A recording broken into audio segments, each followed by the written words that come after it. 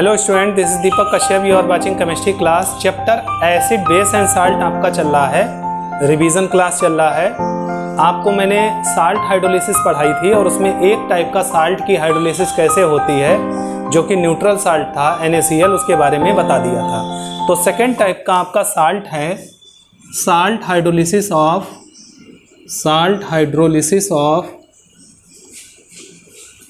Weak acid and strong base. यानी week acid और strong base से बना हुआ साल्ट कौन सा होगा?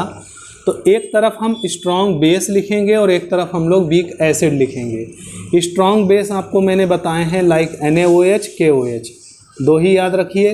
वीक एसिड मैंने आपको बताए हैं फॉर्मिक एसिड वीक एसिड होता है, CH3COOH वीक एसिड होता है और HCN भी वीक एसिड होता है।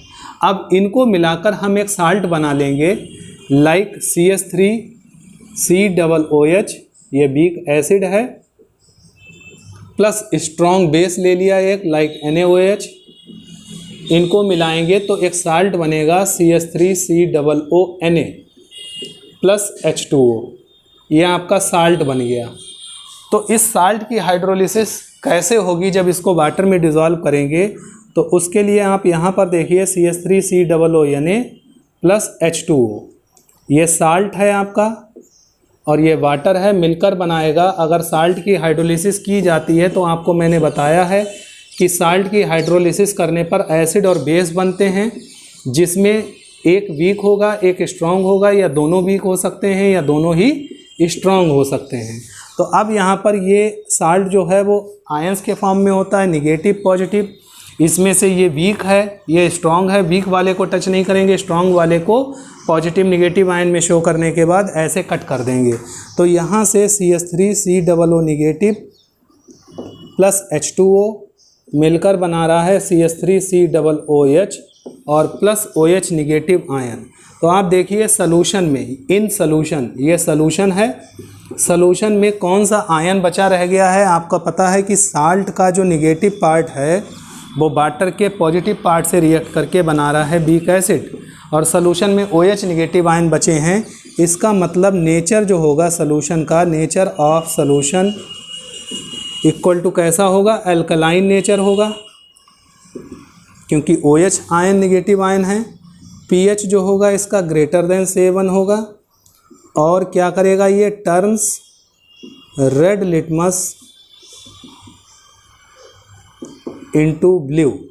रेड लिटमस को किस में ये टर्न कर देगा? ब्लू में। तो ये सारी चीज़ें आपकी इस टाइप के साल्ट के लिए हैं जो आपको प्रॉपर लर्न करनी पड़ेंगी, बोर्ड एग्जाम में पूछा गया है, इम्पॉर्टेंट है।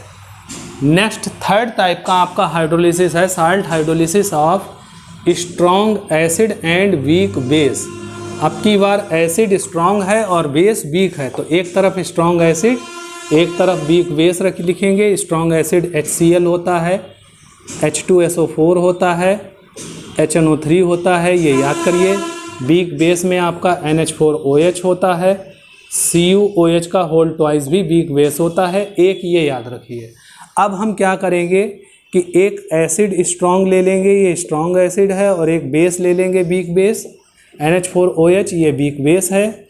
इनको मिलाकर साल्ट बनाएंगे, NH4Cl बनेगा प्लस वाटर, ये आपका बन गया साल्ट। अब इस साल्ट की हाइड्रोलिसिस कैसे होगी? तो इसको हम वाटर में डिज़ोल्व करेंगे। वाटर में डिज़ोल्व करने के बाद ये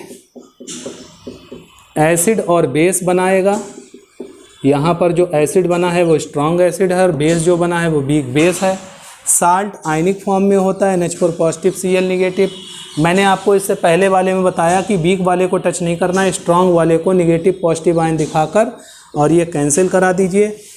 इसका मतलब ये हुआ कि साल्ट का जो पॉजिटिव पार्ट है वो वाटर के निगेटिव पार्ट से रिएक्ट करके आपका बना रहा है वीक बेस। और सॉल्यूशन में, इन सॉल्यूशन, ये सॉल्यूशन में है, सॉल्यूशन में कौन सा आयन बचा रह गया? Positive ion. इसका मतलब यहाँ पर जो नेचर होगा सॉल्यूशन का, नेचर ऑफ सॉल्यूशन वो होगा आपका एसिडिक, क्योंकि H पॉजिटिव से एसिडिक नेचर होता है। pH जो होगा वो pH की वैल्यू लेस देन 7 होगी, और ये क्या करेगा? Turns blue litmus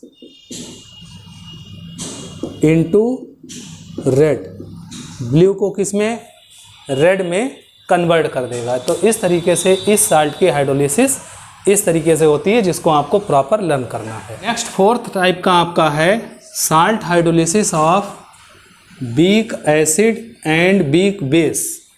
strong acid strong base का मैंने बता दिया है, तो एक तरफ वीक एसिड लिखेंगे, एक तरफ वीक बेस लिखेंगे। वीक एसिड में HCOOH, CH3COOH, HCN, ये 3 याद रखिए। वीक बेस में आपका NH4OH मेन है और CuOH का होल ट्वाइस। तो इसको और इसको मिलाकर हम लोग साल्ट बना रहे हैं। तो एसिड हम लोगों ने लिया CH3COOH, वीक एसिड है, प्लस बेस ले लिया वीक वाला NH4OH, वीक बेस है, मिलकर बनाएगा ये साल्ट CH3COONH4 और प्लस H2O। क्या बना दिया इसने, साल्ट बना दिया। अब इस साल्ट को अगर हम वाटर में डिज़ोल्व करेंगे तो इसकी हाइड्रोलिसिस कैसे होगी वो आप ज़रा ध्यान से देखिएगा। CH3COOH वीक एसिड बना दिया इसने, प्लस NH4OH वीक बेस बना दिया। अब साल्ट को तो निगेटिव और पॉजिटिव फॉर्म में हम शो कर सकते हैं, बट यहाँ पर एसिड भी वीक है और बेस भी वीक है, दोनों ही वीक हैं, तो इसका निगेटिव या पॉजिटिव आयन कैंसिल नहीं किया जाएगा। इसका मतलब ये हुआ कि जो नेचर होगा सॉल्यूशन का, नेचर ऑफ सॉल्यूशन, वो एसिडिक भी हो सकता है, बेसिक भी हो सकता है और न्यूट्रल भी हो सकता है। तो ये बात किस पर डिपेंड करेगी, ये बात डिपेंड करेगी Ka और Kb पर। Ka होता है डिसोसिएशन कांस्टेंट ऑफ एसिड और Kb होता है डिसोसिएशन कांस्टेंट ऑफ बेस। तो ये आपके सिलेबस से रिलेटेड नहीं है, एक्चुअली में ये टॉपिक आपको 11th स्टैंडर्ड में पढ़ना है। Ka और Kb की वैल्यू होती है, इनका रिलेशन होता है, वो आपको नहीं जानना है, बस यहाँ पर इतना जानना है कि Ka और Kb पर डिपेंड करेगा।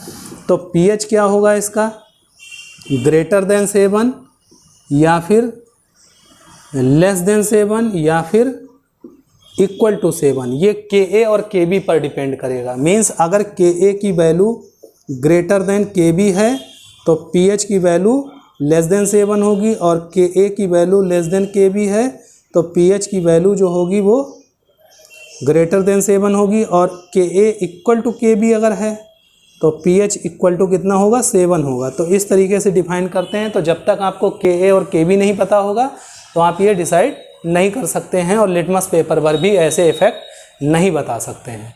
नेक्स्ट टॉपिक आपका है कॉमन साल्ट। कॉमन साल्ट जो होता है उसका केमिकल नेम होता है सोडियम क्लोराइड, और जिसका फार्मूला होता है NaCl।